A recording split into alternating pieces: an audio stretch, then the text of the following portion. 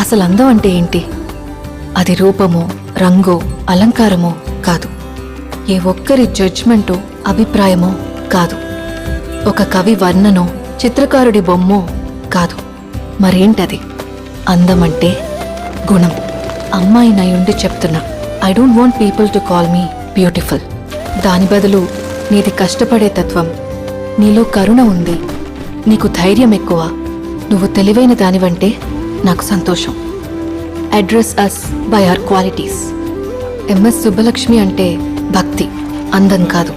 Mother Teresa అంటే కరుణ, అందం కాదు. ఐన్ ర్యాండ్ అంటే తత్వం, అందం కాదు.